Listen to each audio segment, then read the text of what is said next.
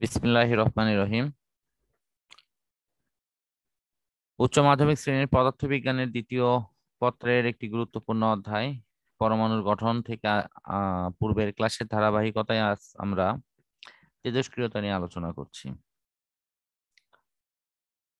পদার্থবিজ্ঞানের সবচেয়ে আলোড়নকারী সৃষ্টির মধ্যে এটি একটি অন্যতম আবিষ্কার, যে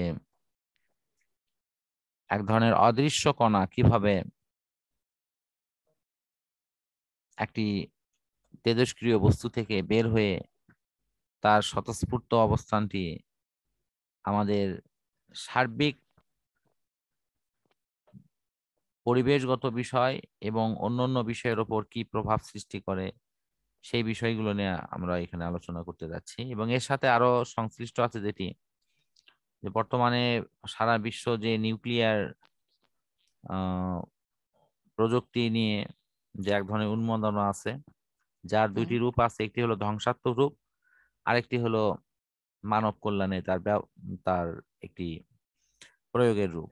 তা আমরা মূলত সবসময় চাবো যে এই পারমাণবিক শক্তির যে শান্তিপূর্ণ এবং মানব কল্যাণে যে ব্যবহারটি আছে সেটি যেন সুনিশ্চিত হয়।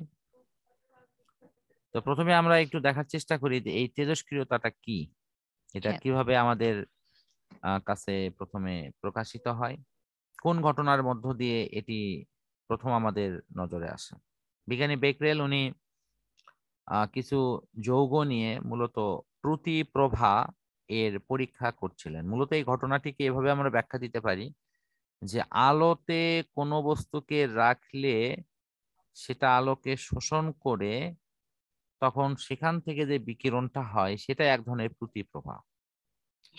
তো হঠাৎ করে মেঘলা আবহাওয়া থাকার জন্য বিজ্ঞানী বেকরেল উনি এই পরীক্ষাটি করতে পারেননি। তো উনি যে পদার্থটি নিয়ে পরীক্ষা করছিলেন, সৌভাগ্যক্রমে সেই পদার্থটি ছিল ইউরেনিয়ামের একটি যৌগ, অর্থাৎ এখানে ইউরেনিয়াম সালফেট। তো সেটা তিনি করলেন কি, ফটোগ্রাফিক যে প্লেট আছে, অর্থাৎ যেটাকে আমরা ফিল্ম বলি, তার পাশে রেখে উনি সেই পদার্থটিকে উত্তম রূপে কাগজে মুড়ে তিনি রেখে দেওয়ার পরে লক্ষ্য করেন যে এই 2-3 দিন পরে তিনি এটা বের করছেন, কিন্তু তার কাছে একটা অদ্ভুত বিষয় তার দৃষ্টিতে আসে, তা হলো ওই ফিল্মের ওপর দাগ পড়ে গেছে। আমরা সাধারণত ফিল্মকে নেগেটিভে পরিণত করার জন্য আমরা ওই ডেভেলপার দ্রবণে, অর্থাৎ হাইপোর যে দ্রবণ, সেটিতে বিশেষ কৌশলে ওই ফিল্মটি থেকে তোমার নেগেটিভ তৈরি করা হয় এবং পরবর্তীতে নেগেটিভকে ব্যবহার করে আমরা ছবি প্রিন্ট করে নিতে পারি। প্রশ্নটি হলো এটাই যে বিজ্ঞানী বেকরেল উনি কিন্তু বিস্ময়ে হতভম্ব হয়ে গেলেন যে আমি তো কোনো ক্রমে এই বস্তুকে সূর্যের আলোতে রাখি নাই, তাহলে প্রতিপ্রভার মতো এই রশ্মিগুলো কই থেকে আসলো। এবং তিনি আরো এটা দিয়ে গবেষণা শুরু করলেন এবং পরবর্তীতে তিনি দেখতে পেলেন যে এটা তাপ, চাপ, বাহ্যিক কোনো পরিবেশ, যেমন বিভিন্ন ক্ষেত্র, চুম্বক ক্ষেত্র, তড়িৎ ক্ষেত্র, যে কোনো অবস্থায় এটাকে রাখা হোক না কেন, সর্বদাই এখান থেকে স্বতঃস্ফূর্তভাবে এই রশ্মিগুলো বের হতে থাকে। এই স্বতঃস্ফূর্ততা এরকম যে এটাকে কোনো শক্তি বা কোনো সিস্টেম দ্বারা নিয়ন্ত্রণ করা যায় না, এটা তার নিজের ভিতর থেকে এমনিতেই ঘটে। এবং এই ঘটনাটি নিউক্লিয়াস কেন্দ্রিকই হয়ে থাকে। তিনি এই ঘটনার নাম দিলেন তেজস্ক্রিয়তা। এবং এর মাধ্যমে আমাদের কাছে বিশেষ কিছু রশ্মির নাম চলে আসে, তার একটি হলো আলফা, অন্যগুলোর নাম বিটা এবং হলো গামা। এই যে আলফা, বিটা, গামা রশ্মিগুলো এখানে চলে আসলো, যে রশ্মিগুলোই এই তেজস্ক্রিয়তার ফলে কিন্তু নিঃসরিত হয়। প্রশ্ন হলো যে এরা কারা, কি পরিচয় এদের, আমরা এইগুলো নিয়ে অবশ্যই দেখব। প্রথমত, এই ঘটনাটির জন্য তিনি কিন্তু পরবর্তীতে নোবেল পুরস্কার পান এবং তার এই আবিষ্কারকে স্বীকৃতি দেওয়া হয় হলো 1903 সালে। এখানে তখন তিনি এই গবেষণাগুলো করার সময় কিন্তু আসলে খুব ভালোভাবে জানতেন না যে এর বিপদটা কোথায়, যেহেতু এটা প্রাথমিক পজিশনে ছিল। সুতরাং এর দ্বারা কিন্তু প্রাথমিক দিকে অনেক বিজ্ঞানী তারা কিন্তু ক্ষতিগ্রস্ত হয়েছে। পরবর্তীতে অবশ্যই এর ভয়াবহতা সম্পর্কে অনেকেই জানতে পারেন বা বুঝতে পারেন, ফলে সেখান থেকে নিজেদেরকে সেফটিতে রেখে কিন্তু এই গবেষণাগুলো পরিচালনা করেন। আমার এটি খুব ভালো মনে আছে, আমাদের গবেষণাগারে রেডিয়াম নামক একটি মৌল নিয়ে আমরা এই পরীক্ষাটি করা হয়েছিল। সেটা পুরো একটি তোমার সীসা নির্মিত একটা পাত্রের ভিতরে এটি রাখা ছিল। সেটা বের করার পর আমরা নিজেরা দেখেছি খালি চোখে ওই পদার্থের কাছাকাছি যাওয়া যায় না। নর্মালি অন্য পদার্থের দিকে যাওয়া হচ্ছে, আমরা কোনো বাধা সেখানে অনুভব করিনি, কিন্তু ওই রেডিয়াম রাখা হয়েছে যেখানে, সেই দিকে যদি আমরা যাওয়ার চেষ্টা করি, দেখা যায় যেন কি যেন একটা অদৃশ্য শক্তি আমাদেরকে ওই দিকে যেতে বারবার বাধা সৃষ্টি করছে। এটা আমি নিজে প্রুফ করেছি।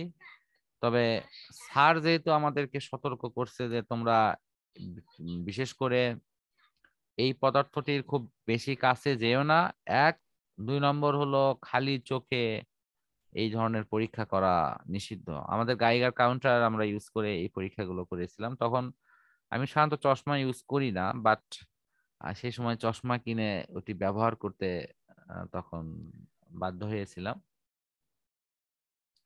তো সেই কারণে তখন আমি দেখছি চশমা পরার পরে এর এর প্রভাবটা কিন্তু অপেক্ষাকৃত কম হয়। স্বতঃস্ফূর্ততা নিয়ে আমার কোনো সন্দেহ নেই যে সেখানে এইরকম রশ্মিগুলো বের হয়ে আসতেছে। তুমি হয়তো আরো একটা জিনিস জানে অবাক হয়ে যাবা যে সারা পৃথিবীতে কিন্তু ছড়িয়ে ছিটিয়ে থাকা তেজস্ক্রিয় অপশনটা কিন্তু আছে। এটা ন্যাচারাল বিকিরণ, এবং এই বিকিরণ কিন্তু এই গাইগার কাউন্টারে কিন্তু ধরা পড়ে। আরেকটি হলো তেজস্ক্রিয় পদার্থের সংস্পর্শে আসলে এই বিকিরণটা কয়েক গুণ বেড়ে যায়। তো যখন এটি ন্যাচারাল মাত্রা থেকে যখন এটা কয়েক গুণ বাড়ে, তখনই কিন্তু মানুষের জন্য এটি ক্ষতিকর বলে প্রমাণিত হয়ে যায়। তো যাই হোক, আমাদের এই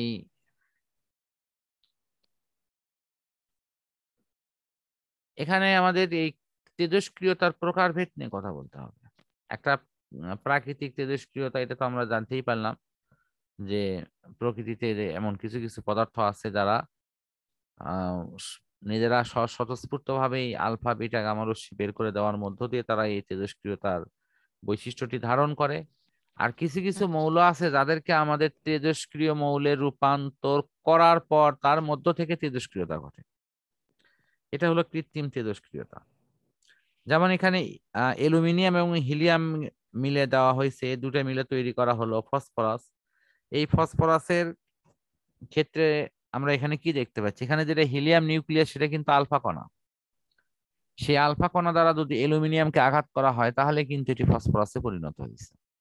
হ্যাঁ,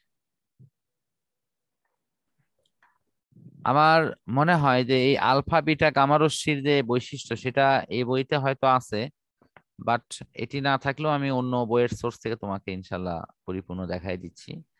আহ এটা আমাদের অবশ্যই জানা দরকার যে কার বৈশিষ্ট্য কি। তো তার আগে বেশ কিছু গুরুত্বপূর্ণ সংজ্ঞাগুলো আমরা একটু দেখে নিই। সেটি হলো কুড়ি কি। প্রতি এখানে কোন বস্তুর প্রতি সেকেন্ডে 3.7 গুণন 10⁻10 সংখ্যক পরমাণু বিযোজিত করে ফেলার যে তেজস্ক্রিয়তা সেটাকে বলা হয় কুড়ি। তো এটা খুবই বড় মানের একক হওয়ায় এটাকে মিলি কুড়ি এবং মাইক্রো কুড়ি একক হিসেবে ব্যবহার করা হয়, যেটা এখানে অলরেডি দেওয়া আছে। মিলির চিহ্ন এম, মাইক্রোর চিহ্ন মিউ এখানে উল্লেখ করা আছে। বেক্রেল, এটা তেজস্ক্রিয়তা পরিমাপের এসআই একক।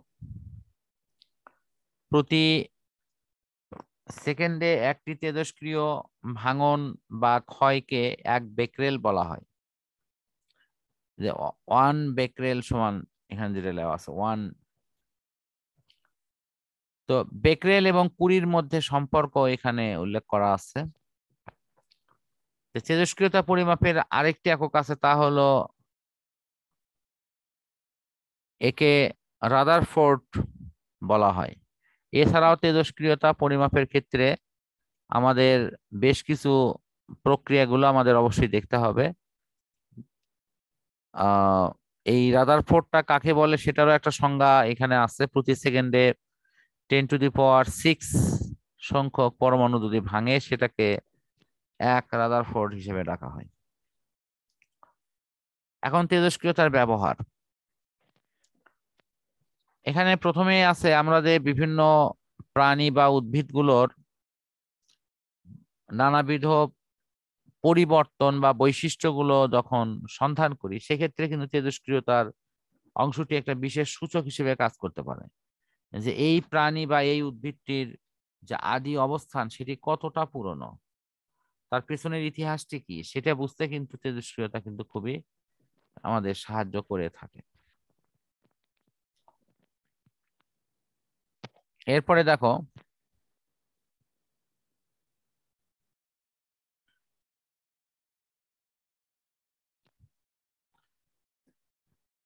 এই যে বয়স নির্ণয়ে রেডিও কার্বনের ব্যবহার, এটা কিন্তু মূলত কার্বন 14 যে গ্রুপটা আছে সেটাই বেশি ব্যবহার করা হয়।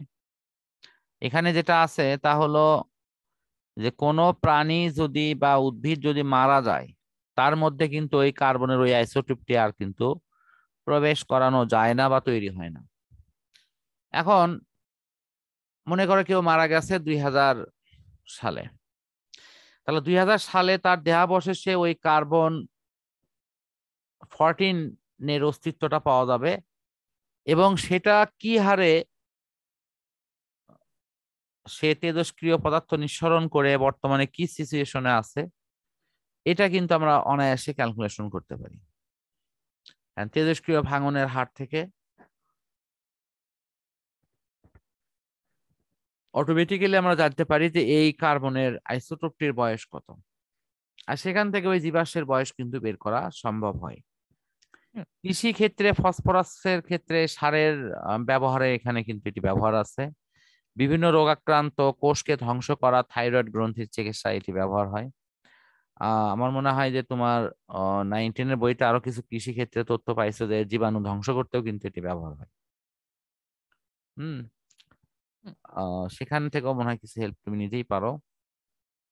আর পারমাণবিক বিদ্যুৎ কেন্দ্রের কথা এখানে উল্লেখ আছে। তো সেখানে সাধারণত জ্বালানি হিসেবে ইউরেনিয়াম এবং প্লুটোনিয়াম তৈরিতে এটি ব্যবহার করা হয়। ক্যান্সারের যে জীবাণু ধ্বংস করার ব্যাপারগুলো আছে এটি আসলে কোষের এই রেডিওথেরাপি যে চিকিৎসাটি আছে এটি যথেষ্ট ঝুঁকিপূর্ণ একটি চিকিৎসা। এটার ক্ষেত্রে দেখা যায় যে ওই ব্যক্তির কিন্তু ভালো কোষও কিন্তু অনেক সময় ধ্বংস হয়ে যায়।